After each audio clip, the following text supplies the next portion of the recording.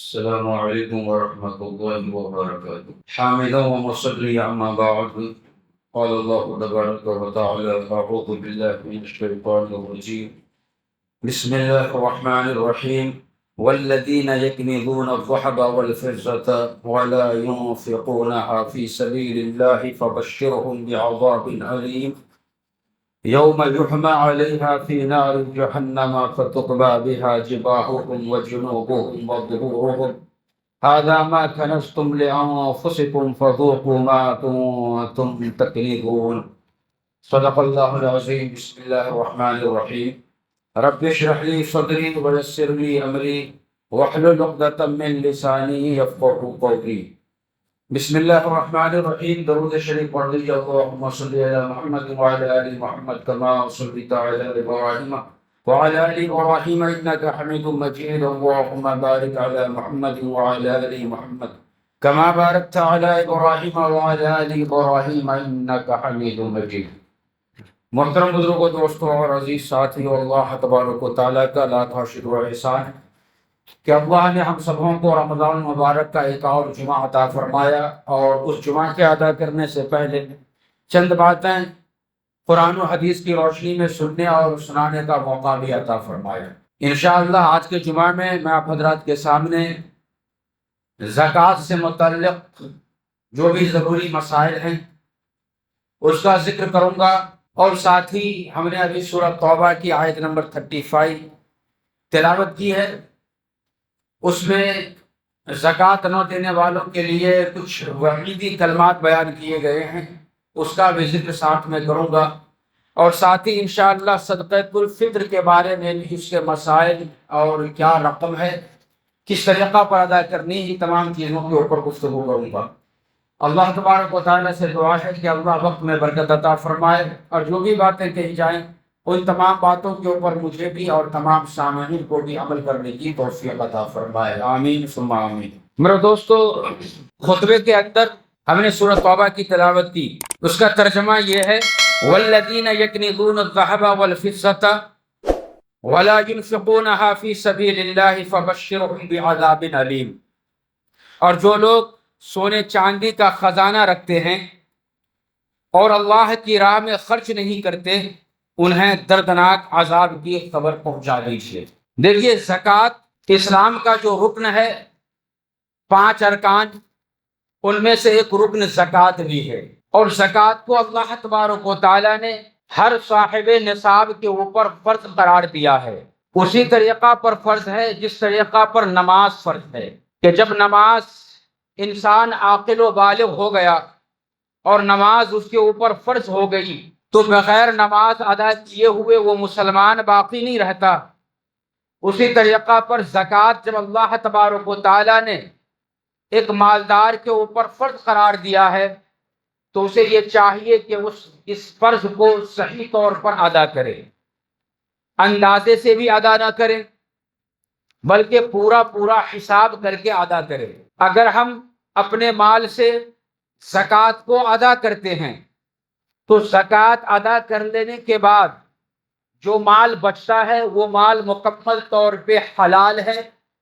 اس مال کا، حلال مال کا زکوٰۃ ادا کرنے کے بعد وہ تمام مال کو آپ ذخیرہ بنا کر کے جمع کر کے رکھنا چاہتے ہیں تو آپ اس کو رکھ سکتے ہیں. اس رکھنے کے اوپر کوئی وعید نہیں ہے.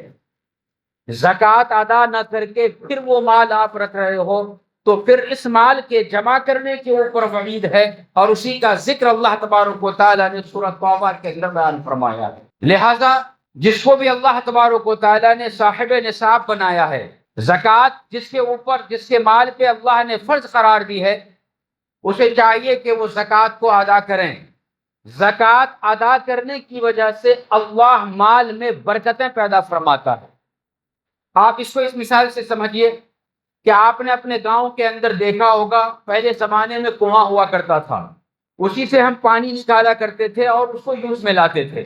لیکن اب سہولتیں بڑھ گئی ہیں اور یہ چیزیں ختم ہو چکی ہیں. بہرکیف تو آپ نے یہ دیکھا ہوگا کہ جب اس کنویں سے ہم پانی نکالا کرتے ہیں تو پانی نکالنے کے بعد قدرتی طور پہ نیچے سے خود بخود پانی بھی آتا ہے. جب ہم پانی نکالتے ہیں اور اس کو یوز میں ہم لاتے ہیں اس کنویں کو، تو اس کنویں کا پانی صاف اور شفاف رہتا ہے، استعمال کے قابل رہتا ہے، اور قدرتی طور پہ نیچے سے پانی آتا ہے، پھر کبھی ختم نہیں ہوتا۔ لیکن اگر آپ نے اس کنویں کے پانی کے استعمال کو بند کر دیا تو استعمال بند کرنے کی وجہ سے ایسا ہوگا، خرابیاں پیدا ہوں گی کہ وہ پانی کے اوپر گرد و غبار جمع ہوگا اور پھر کبھی وہ استعمال کے قابل نہیں ہوگا، اور پانی کنویں سے نہ نکالنے کی وجہ سے دوسری خرابی یہ پیدا ہوگی کہ قدرتی طور پہ جو نیچے سے پانی آ رہا تھا وہ پانی آنا بند ہو جائے گا، یعنی اس پانی کی برکت ختم ہو جائے گی۔ ٹھیک اسی طریقہ پر زکوٰۃ کا مسئلہ ہے کہ آپ نے اللہ تبارک و تعالیٰ کے حکم کے مطابق اپنے مال سے زکوٰۃ نکالا، تو زکوٰۃ نکالنے کے بعد آپ کا مال کنویں کے پانی کی طرح پاک اور صاف ہوگا، استعمال کے قابل ہوگا، اور اس مال کے اندر اللہ برکتیں بھی پیدا فرمائے گا جو کبھی کبھی آپ کو نظر بھی آتا ہوگا۔ لیکن اگر آپ نے مال کے اندر زکوٰۃ نہ نکالا تو کنویں کے اس پانی کے طرح ہے کہ جو پانی استعمال میں نہیں آیا تو استعمال کے قابل ہی نہیں رہتا، اس کے اوپر گرد و غبار جمع ہو جاتا ہے اور قدرتی طور پہ نیچے سے پانی آنا بند ہو جاتا ہے، یعنی برکتیں ختم ہو جاتی ہیں۔ ٹھیک اسی طریقہ پر اگر زکوٰۃ نہ نکالا گیا مال سے تو وہ مال پڑا پڑا دنیا کے اندر بھی آپ کو کوئی کام میں آنے والا نہیں، یا پھر اگر کام میں آ رہا ہے تو پریشانیاں زیادہ لاحق ہو جاتی ہیں، اور آخرت کے اندر اسی مال کے اوپر جس مال پہ زکوٰۃ نہیں نکالا گیا ہے اس مال کے اوپر اللہ تبارک و تعالیٰ نے وحش نازل فرمائی ہے۔ چنانچہ پہلی آیت کے اندر تو یہ بیان فرمایا گیا کہ والذین یکنزون الذھب والفضہ، کہ جو لوگ سونے چاندی کا خزانہ رکھتے ہیں اسے جمع کر کے رکھتے ہیں، ولا ينفقونها فی سبیل اللہ، اور وہ اللہ کے راستے میں اس میں سے خرچ بھی نہیں کرتے، تو بیان فرمایا گیا فبشرہم بعذاب علیم، کہ آپ اسے دردناک عذاب کی بشارت دے دیجئے، سنا دیجئے۔ کیسے لوگوں کو دردناک عذاب ہوگا؟ اب وہ دردناک عذاب کیسا ہوگا اس کا ذکر اگلی آیت میں اللہ تبارک و تعالیٰ نے بیان فرمایا ہے۔ وہ کیا ہے؟ یوم یحمى علیہا فی نار جہنم، اس دن اس مال کو جس کے اوپر زکوٰۃ نہیں نکالا اور جمع کر کے رکھا، اس مال کے اوپر جہنم کی آگ کو بھڑکایا جائے گا۔ اس مال میں چاہے وہ سونے کے شکل میں ہو، چاندی کی شکل میں ہو، روپیہ پیسہ کی شکل میں ہو، ان تمام کے اوپر جہنم کی آگ کو لگایا جائے گا۔ جہنم کا آگ بڑا ہی دردناک آگ ہے۔ نبی کریم صلی اللہ علیہ وسلم نے ارشاد فرمایا کہ اگر کسی جہنمی کو جہنم سے نکال کر کے دنیا کی آگ میں لا کر کے رکھ دے تو وہ کہے گا یار میں ایئر کنڈیشن کمرے میں آ گیا۔ اتنا خطرناک ہے دنیا کی آگ سے جہنم کی آگ۔ وہ خطرناک آگ کو زکوٰۃ نہ نکالنے والے کے مال کے اوپر لگایا جائے گا، بھڑکایا جائے گا۔ پھر اس کے بعد کیا ہوگا؟ لگانے کے بعد فَتُقْوَى بِهَا جِبَاهُهُمْ وَجُنُوبُهُمْ وَظُهُورُهُمْ، اور اس کے بعد اس کے داغا جائے گا اس کی پیشانی کو، جِبَاهُهُمْ ان کے پیشانی کو، وَجُنُوبُهُمْ اس کے پہلو کو، یہ دونوں پہلو کو، وَظُهُورُهُمْ پھر اس کے بعد اس کے پیٹھ کو۔ یہ تین طرح کا عذاب زکوٰۃ نہ نکالنے والے کو اسی کے مال سے دیا جائے گا۔ علماء کرام نے بیان فرمایا کہ یہ تین طریقہ پر عذاب زکوٰۃ نہ دینے والے کو اس کے مال سے کیوں دیا جائے گا؟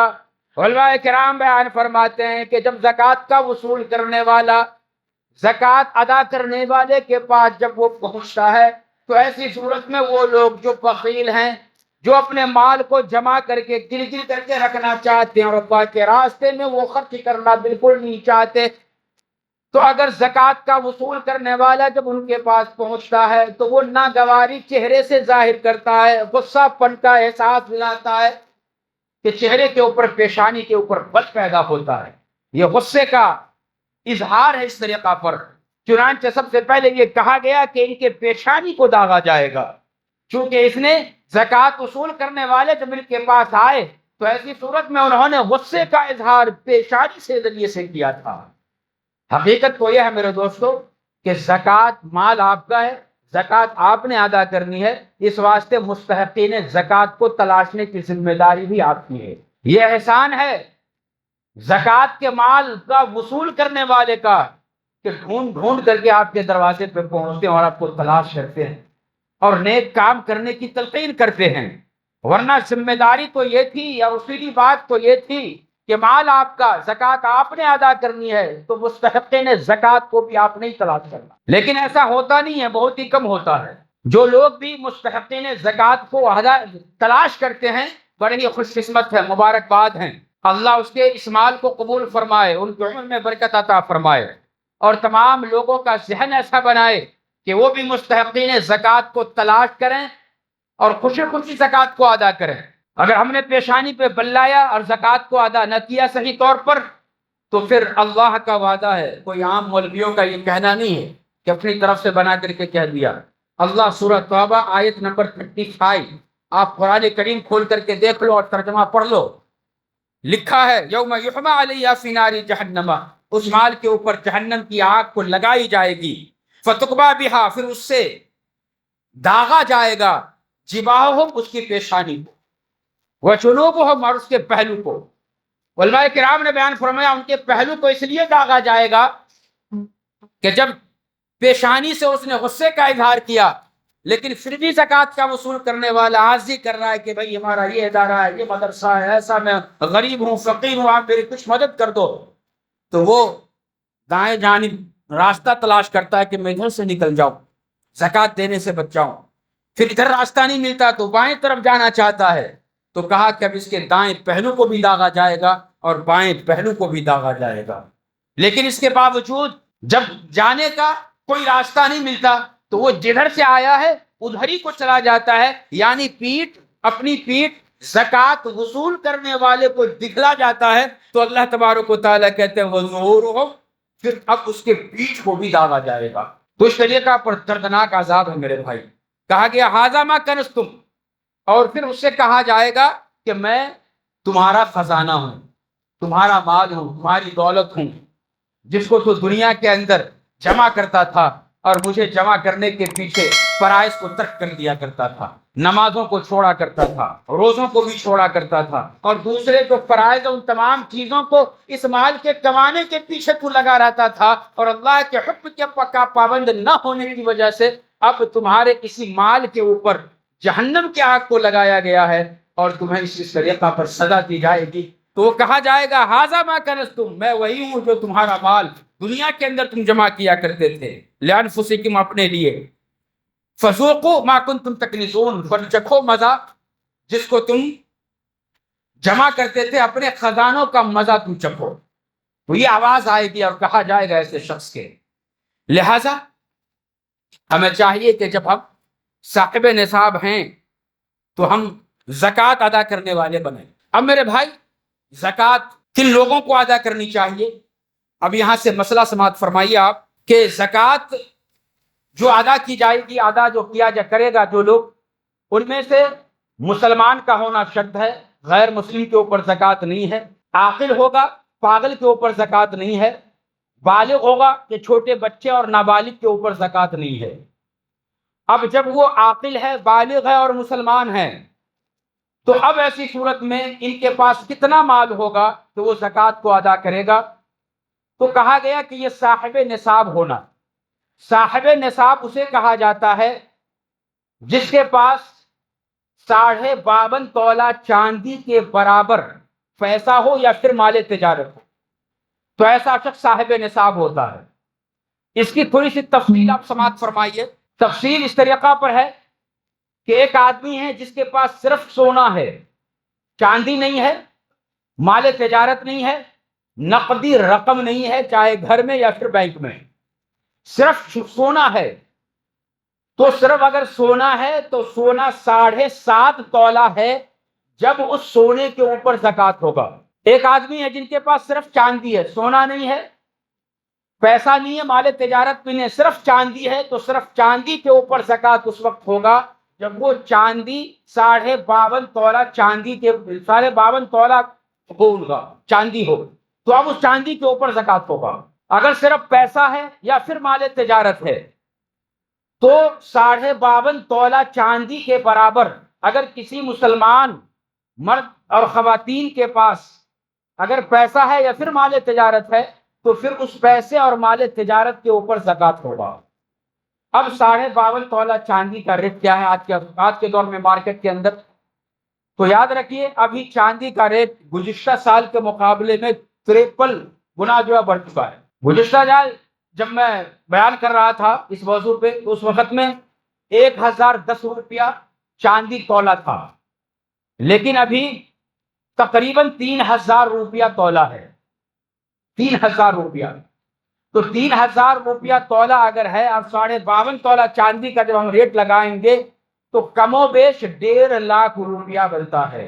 تو آج کے دور میں 2026 میں ہم جی رہے ہیں، تو اس دور میں اگر کسی کے پاس 1.5 لاکھ روپیہ یا پھر 1.5 لاکھ روپیے کا تجارت کا مال موجود ہو اور اس مال کے اوپر 1 سال کا عرصہ گزر چکا ہے، تو اب ایسی صورت میں ایسا شخص صاحب نصاب ہوگا، یہ زکوٰۃ کا ادا کرنے والا ہوگا، زکوٰۃ کا لینے والا ہرگز نہیں ہوگا۔ تو یہ ہو گیا۔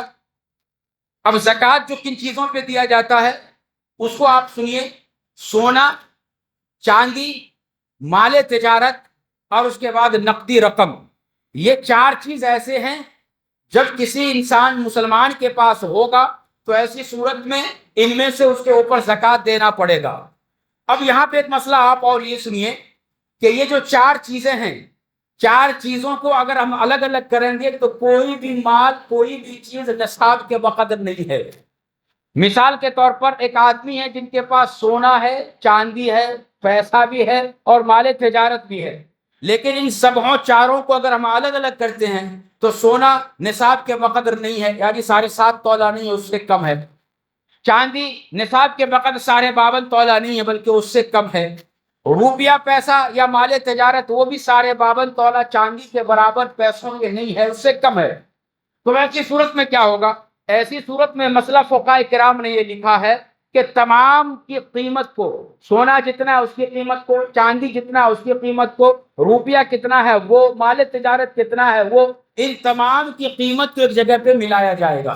ان تمام کی قیمت کو جب ایک جگہ پہ ملائیں گے اور وہ ملانے کے بعد وہ رقم 52.5 تولا چاندی کی قیمت کو اگر پہنچ جا رہا ہے تو ویسی صورت میں ایسا شخص مالدار سمجھا جائے گا، صاحب نصاب سمجھا جائے گا، وہ زکوٰۃ ادا کرنے والا ہوگا۔ آئے نا بھائی سمجھ میں؟ الحمدللہ۔ اب دیکھیے بعض لوگوں کا یہ کہنا ہے کہ میں نے کہا ابھی کہ اس مال کے اوپر سال کا گزرنا ضروری ہے، تو یہاں پہ تھوڑی سے لوگوں کو غفلت میں، نادانی میں غلط فہمی ہو جاتی ہے۔ وہ یہ سمجھتے ہیں کہ ہر مال کے اوپر سال کا گزرنا ضروری ہے۔ نہیں، 2025 گزشتہ جو گزرا، 1 رمضان کو ایک آدمی کے پاس نصاب کے بقدر پیسہ تھا یا پھر مال تجارت۔ اب 2026 کا جب رمضان آیا تو وہ 1 رمضان کو دیکھے گا ان کے پاس نصاب کے بقدر مال ہے یا نہیں ہے۔ 2025 1 رمضان کو نصاب کے بقدر آپ کے پاس مال تھا، اب 1 سال کے بعد 2026 1 رمضان کو آپ کے پاس نصاب کے بقدر مال ہے تو یہ سمجھا جائے گا کہ یہ صاحب نصاب ہے اور اس کے مال کے اوپر 1 سال کا عرصہ گزر چکا ہے، اب یہ زکوٰۃ ادا کرے گا۔ اب ان میں سے جب جس دن وہ زکوٰۃ ادا کر رہا ہے اس سے 1 روز پہلے یا آدھا گھنٹہ پہلے ان کے پاس 1-2 لاکھ روپیہ اور کہیں سے آ گیا حلال طریقہ سے، تو اب جو پیسہ ادا کرنے کے دن، جس دن ہم زکوٰۃ کو ادا کر رہے ہیں، حساب جب ہم کر رہے ہیں، اس حساب کرنے سے پہلے 1-2 گھنٹہ یا حساب کرنے کے دوران ہی اگر ہمارے پاس کوئی کہیں سے بھی کتنا بھی پیسہ آ گیا، حساب اس آنے والے مال کا بھی کیا جائے گا۔ مثال کے طور پر 1.5 لاکھ روپیہ ابھی 52.5 تولا چاندی کی قیمت ہے، گزشتہ سال یا پھر اس سال آپ 1.5 لاکھ روپیے کے مالک ہیں 1 رمضان کو۔ 2027 جب آئے گا تو آپ جب حساب کرنے کے لیے بیٹھے تو 1.5 لاکھ روپیہ آپ کے پاس تھا، آپ صاحب نصاب ہیں۔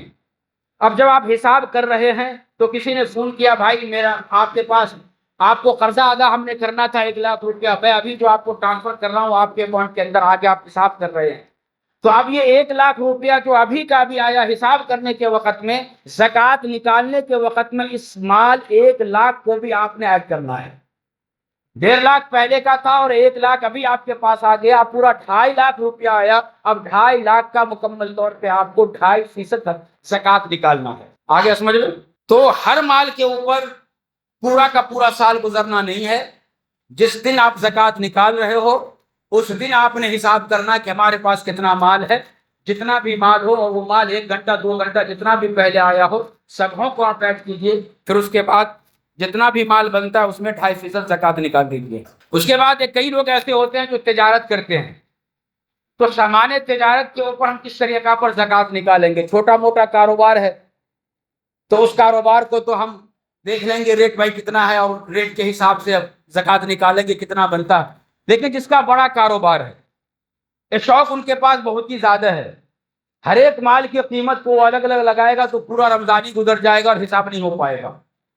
तो इसके बारे में उलमाए किराम ने बयान फरमाया कि जो बड़े कारोबारी हैं और अपने कारोबार का ज़कात जब वो निकालेंगे तो वो एक रेट लगाएंगे। मार्केट के अंदर एक होता है चिल्लर सामान जब आप खरीदते हैं वो एक रेट होता है, एक होता है थोक जब आप खरीदते हैं कोई सामान होलसेल रेट होता है, और एक रेट ऐसा होता है कि अगर किसी को अपना माल अपनी दुकान बेचनी है तो वो पूरे दुकान का एक रेट लगाता है, अंदाज़ा लगाता है कि मेरे पास ये चीज़ें हैं, इनकी इतनी इतनी कीमत है, उसका अंदाज़ा लगाता है कि अगर हम होलसेल में इसको हम बेचेंगे या खरीदेंगे तो कितना माल कितना पैसा होगा। इसी तरीका पर पूरे दुकान के माल को आपको एक सही अंदाज़ा लगाना है, और सही अंदाज़ा लगाने के बाद जो रेट मुतय्यन होगा वो रेट हम देखेंगे कि कितना बन रहा है। 52.5 तोला चांदी के बराबर अगर वो रेट है तो अब ऐसी सूरत में ये साहिब निसाब होगा और उसके ऊपर उसको ज़कात निकालना पड़ेगा।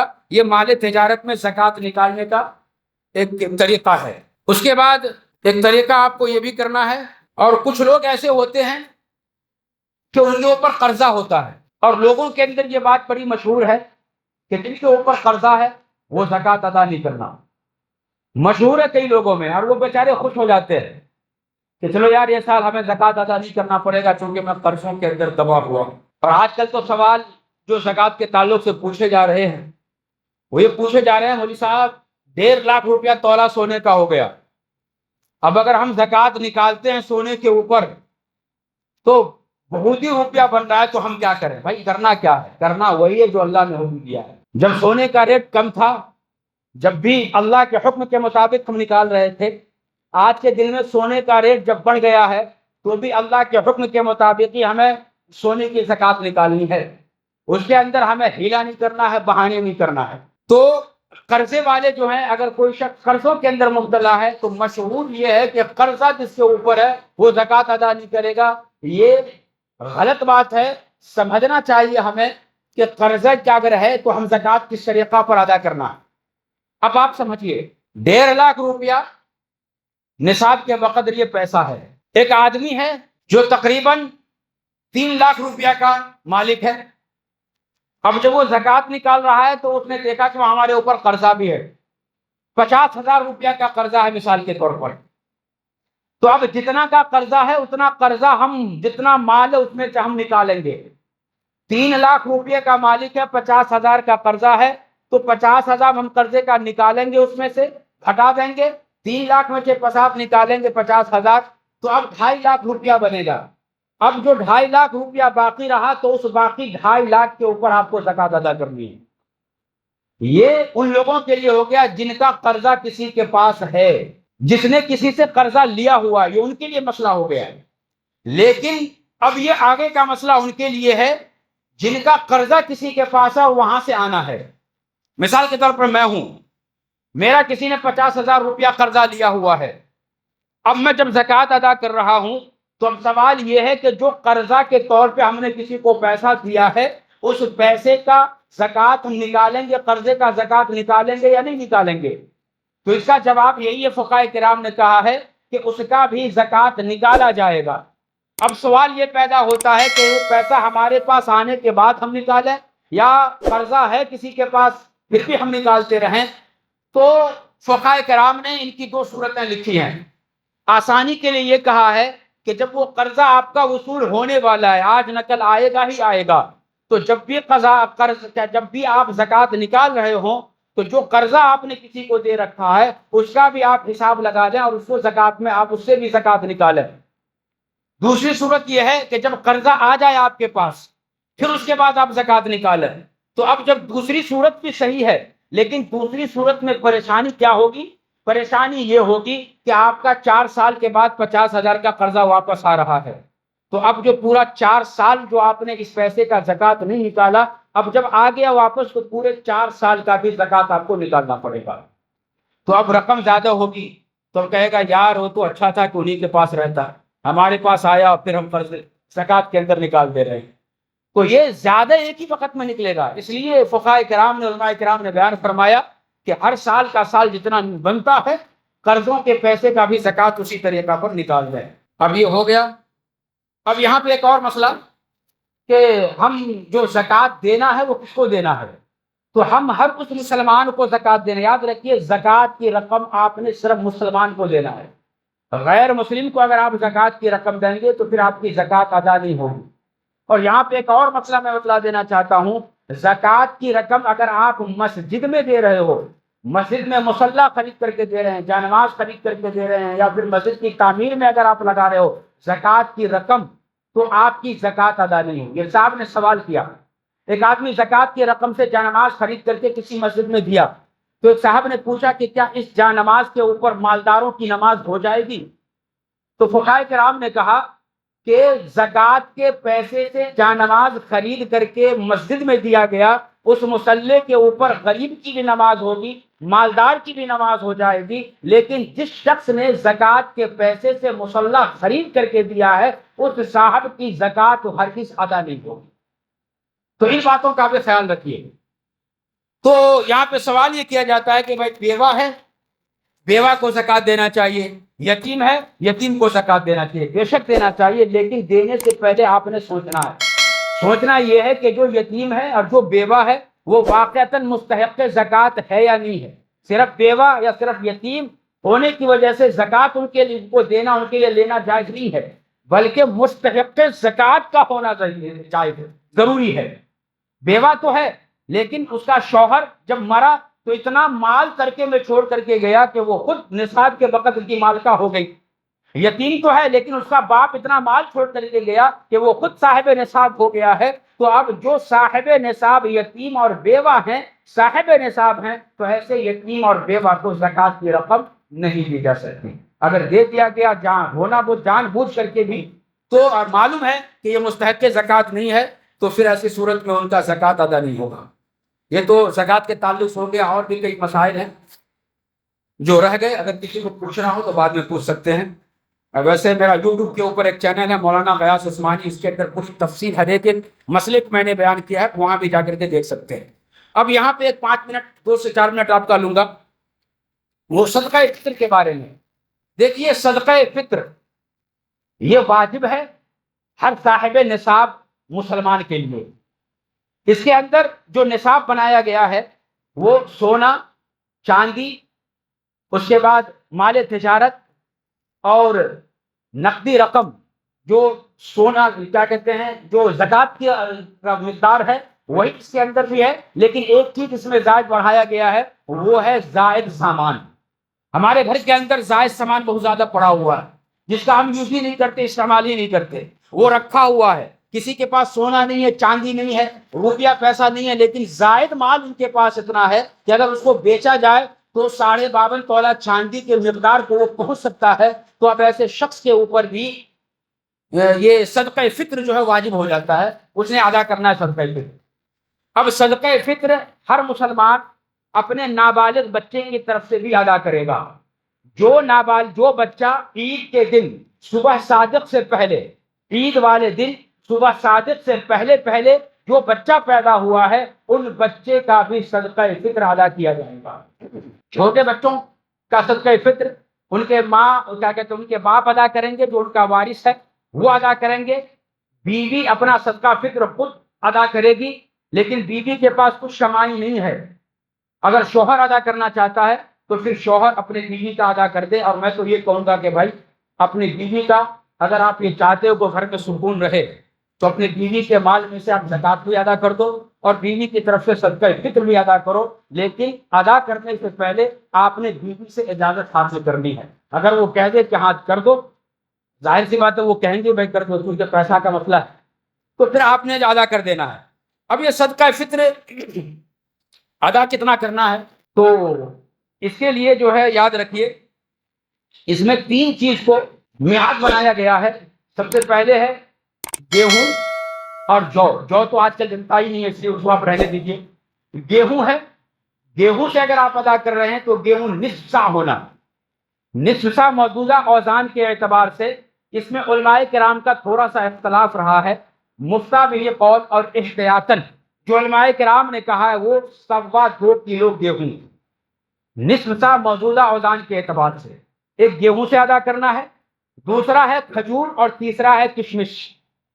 کھجور اور کشمش 1 سا ہے، نصف سا کا ڈبل ہوگا۔ نصف سا ہوا 2.25 کلو گیہوں، تو 1 سا ہوگا 4.5 کلو۔ تو دیکھیے یہ 3 چیزوں کا ذکر حدیث کے اندر نبی کریم صلی اللہ علیہ وسلم نے بیان فرمایا، غور سے سنیے۔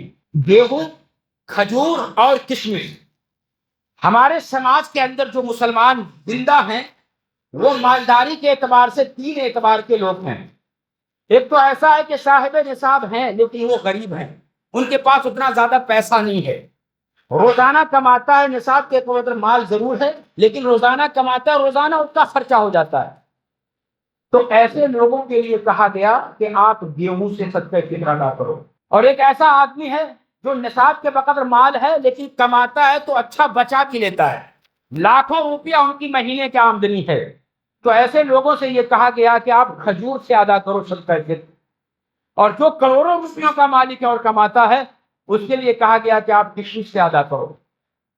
اللہ تبارک و تعالیٰ نے کروڑوں روپیہ کمانے والوں کا عزت آپ کے سر کے اوپر اس لیول میں رکھا ہے، آپ گھٹنوں کے لیول میں کیوں آتے ہیں کہ ہر بڑا سے بڑا مالدار بھی گیہوں سے صدقہ فطر ادا کرتا ہے۔ اللہ نے آپ کو مال و دولت دے کر کے ایک عزت بخشی ہے، آپ اس عزت کو خود اپنے ہاتھ میں بنا کر کے رکھیے کہ جب رمضان کا مہینہ آئے اور صدقہ فطر آپ نے ادا کرنی ہو تو آپ کشمش سے ادا کیجیے، کھجور سے ادا کیجیے، اور گیہوں ان لوگوں کے لیے رہنے دیجیے جو صاحب نصاب تو ہیں لیکن مالداروں کے اندر بڑے مالداروں میں ان کا شمار نہیں ہوتا ہے۔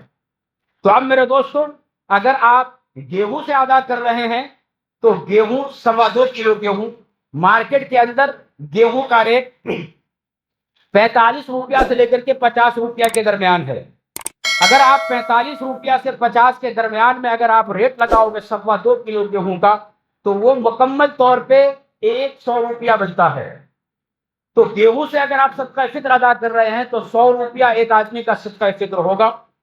اگر آپ کو اللہ نے مزید مال و دولت سے نوازا، لاکھوں روپیہ آپ کا انکم ہے، تو میرا مشورہ یہ ہے کہ آپ کھجور سے نکالیے۔ کھجور 200 روپے کلو ہے، 4.5 کلو کھجور کا کیا ریٹ بنتا ہے آپ وہ ریٹ لگا لیجیے اور پھر اس کے بعد آپ نکالیے۔ اگر آپ کروڑوں روپیوں کے مالک ہیں اور کماتے ہیں اچھا الحمدللہ، تو میرا مشورہ یہ ہے کہ آپ کشمش سے نکالیے، اور کشمش کلو کے حساب سے آج کے دور میں 600 روپے کلو ہے۔ 4.5 کلو کشمش کا ریٹ کیا ہوگا 600 روپے کے حساب سے، آپ وہ ریٹ خود لگا لیجئے اور پھر اس کے بعد آپ جو ہے ایک آدمی کا صدقہ فطر جو ریٹ بنتا ہے آپ اس حساب سے لگائیے۔ اللہ تعالیٰ ہم سبوں کو کہنے اور سننے سے زیادہ ان تمام باتوں کے اوپر عمل کی توفیق عطا فرمائے۔ جی ہاں، جو حضرات سنت نہ پڑھ لیجیے، اپنی اپنی جگہ پہ کھڑے ہو کر کے صفوں کو درست فرما لیجیے، کھڑے ہو جائے پہ سب درست کر لیجیے، چونکہ بعد میں صف کے درستگی کے اندر وقت تھوڑا سا زیادہ ضائع ہو جا رہا ہے۔ کھڑے ہو جائیے، سب درست کر لیجیے، سب درست کریے۔